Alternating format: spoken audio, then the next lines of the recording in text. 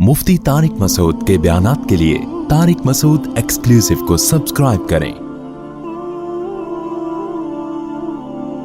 Tariq Masood exclusive.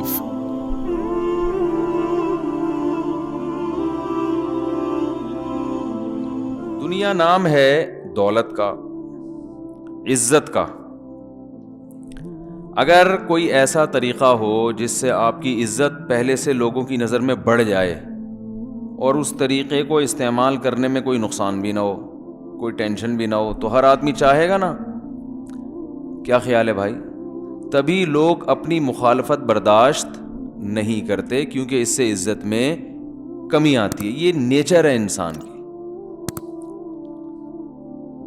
अगर कोई आपकी बुराई लोगों के सामने करता फिर रहा है, आपको बदनाम कर रहा है,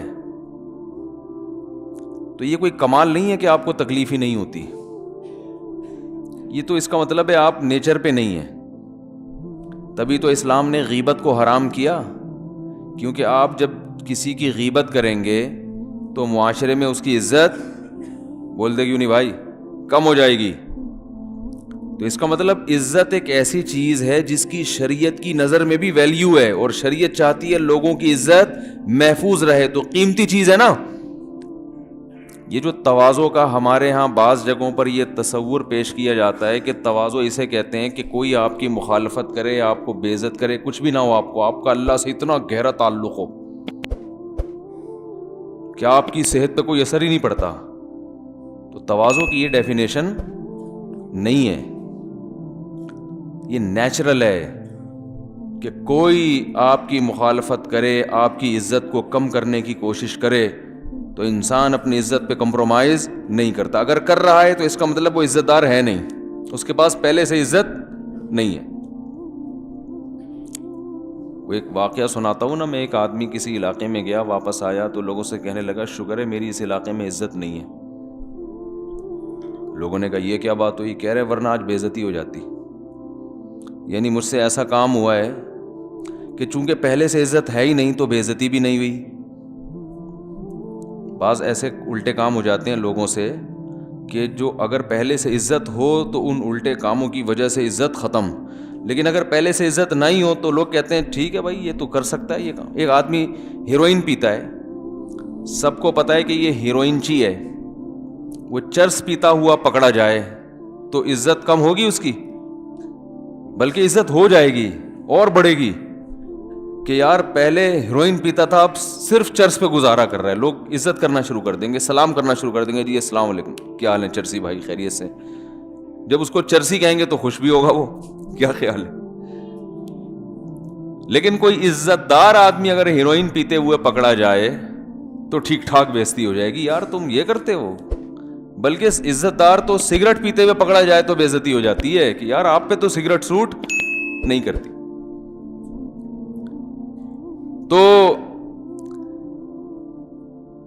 इज्जत का हुसूल ये भी इंसान की नेचर है, इसको तकब्बुर नहीं कहते। हर इंसान चाहता है मेरी इज्जत हो, बशर्ते कि वो खुद इज्जतदार हो भी। जो अपनी इज्जत नहीं चाहता इसका मतलब वो है ही घटिया आदमी है वो। तो इज्जत भी इंसान चाहता है, पैसा भी इंसान चाहता है। इंसान की एक ख्वाहिश ये भी है कि हुकूमत भी हो, मेरी चले। हुकूमत की डेफिनेशन क्या है? कि मेरी बात मानी जाए। ये भी इंसान की फितरत है, ख्वाहिश है।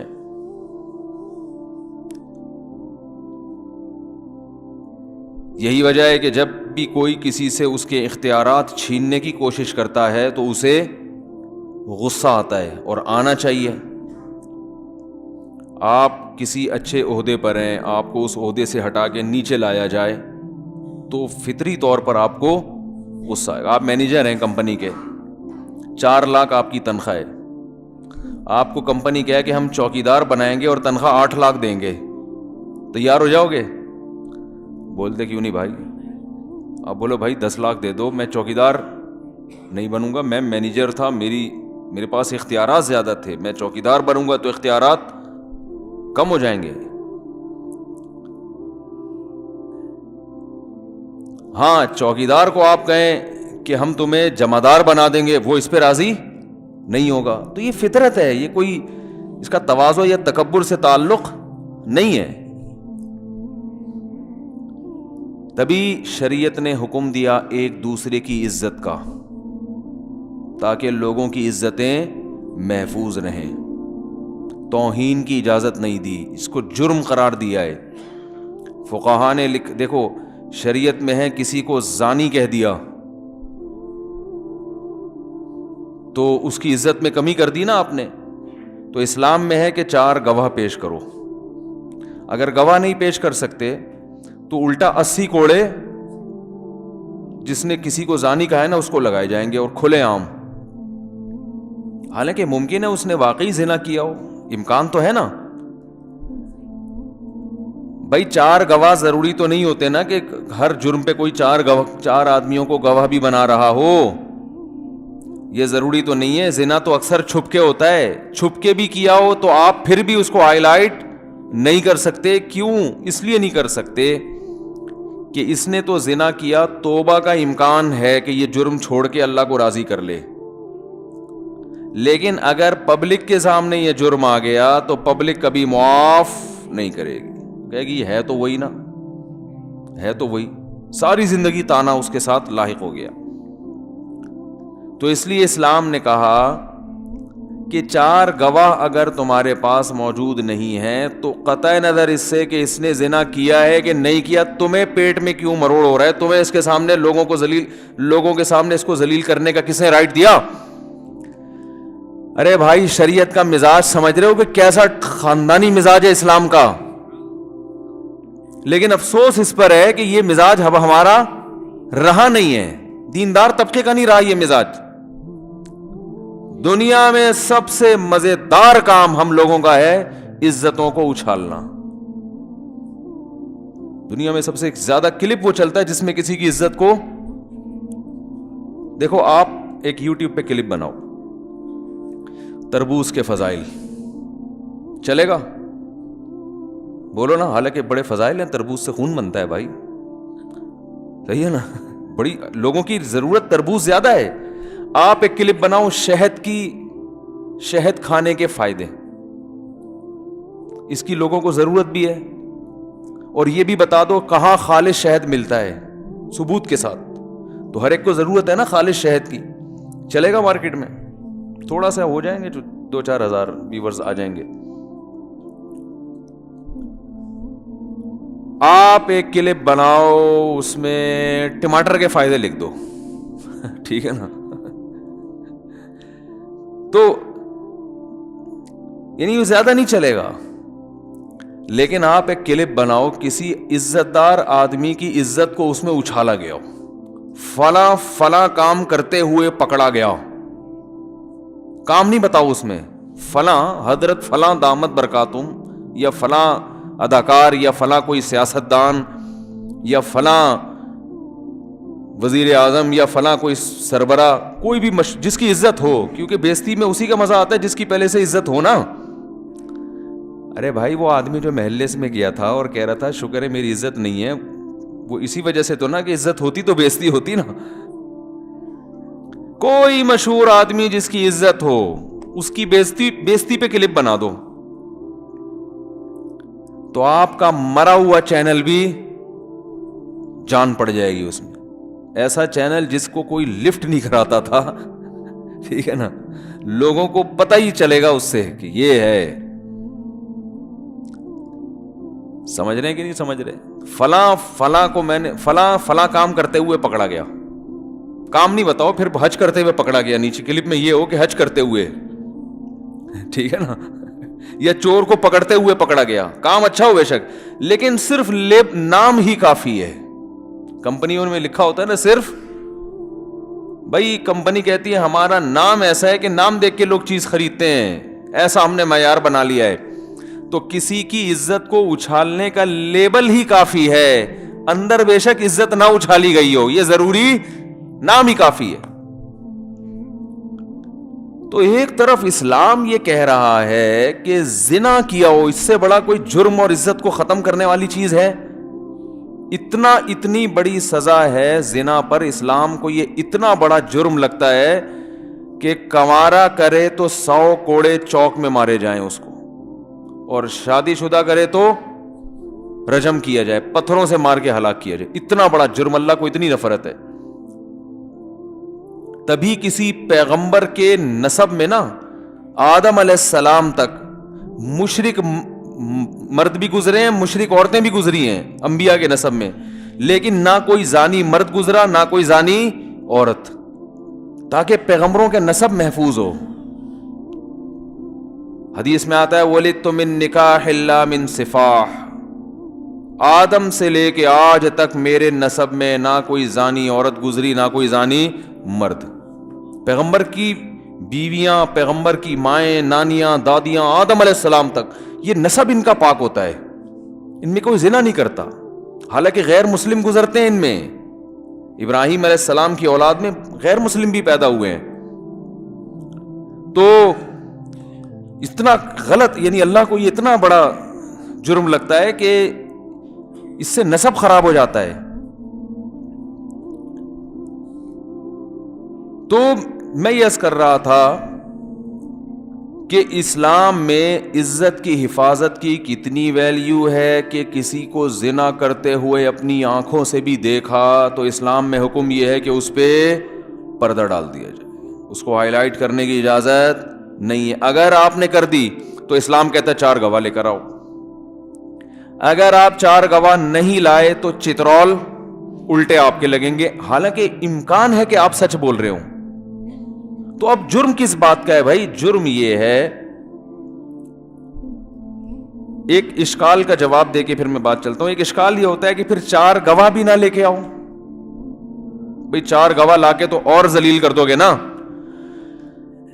ارے پھر اسلام یہ کہتا ہے 4 گواہ ہوں تو بھی گواہی دینے کی ضرورت نہیں ہے، پردہ ڈال دو، یہی کہتا ہے نا. تو یہ کیوں کہا کہ 4 گواہ ہوں تو پھر مقدمہ لے جا سکتے ہو؟ یہ اس لیے کہا ہے کہ معاشرے سے جرم کو ختم بھی تو کرنا ہے نا. کیا خیال ہے بھائی؟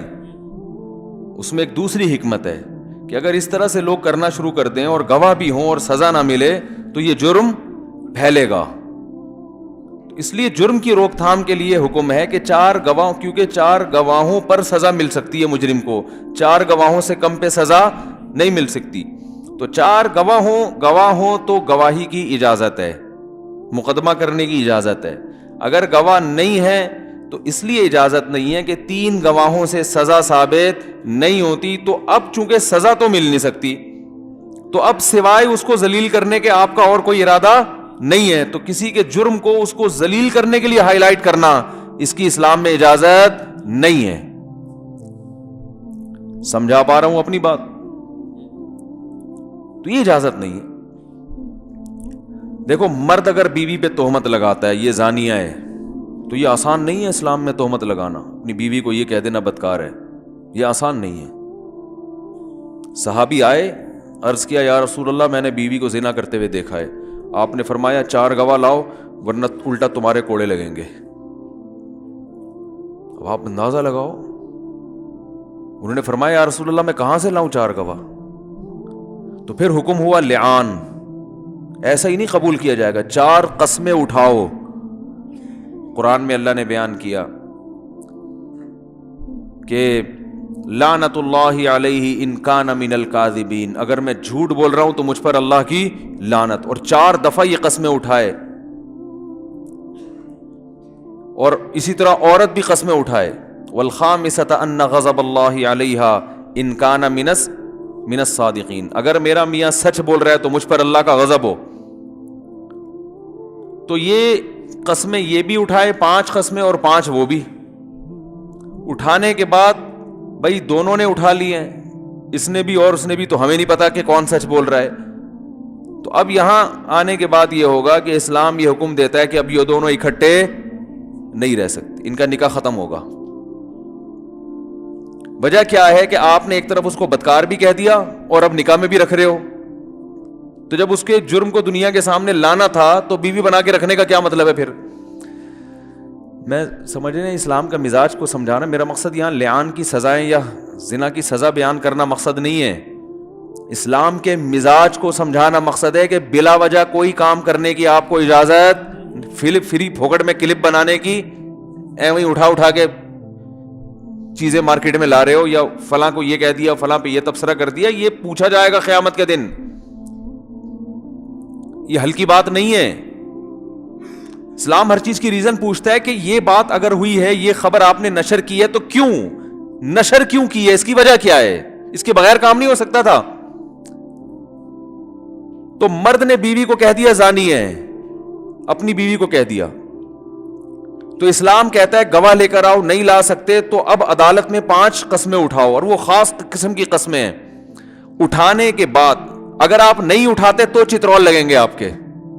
آپ کو اچھا میں نے ویسے ہی کہہ دیا تھا، اب میں عدالت میں نہیں جا رہا. میں تو بھائی کہا کیوں، زبان سے نکالا کیوں؟ اب نکالا ہے تو بھگتنا پڑے گا، جانا پڑے گا، عدالت میں کیس کرنا پڑے گا، قسمیں اٹھانی پڑیں گی. بولا کیوں آپ نے؟ ریورس نہیں ہے اس میں. ہمارے یہاں بیٹھ کے تبصرے، پھر اچھا وہ سوری ویسے ہی کہہ دیا تھا، وہ بات تو آگ تو لگ گئی نا. بھائی ایسے ہی چل رہا ہے نا، فلاں کو الزام لگا دیا، فلاں پہ فحاشی کی تہمت لگا دی، فلاں کو چور کہہ دیا، فلاں کو جناب وہ خائن کہہ دیا، تو وہ چل رہا ہے سب. تبصرے آپ دیکھو سوشل میڈیا پہ کیا ہو رہے ہیں.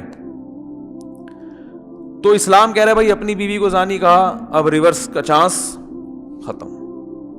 اب اس پروسیس کو آگے تک پہنچانا ہے، بولنے سے پہلے سوچو. اب قسمیں اب آدمی قسمیں اٹھاتے ہوئے ڈر رہا ہے کہ یار اللہ کی لعنت اور اللہ کا غضب ہے بھائی.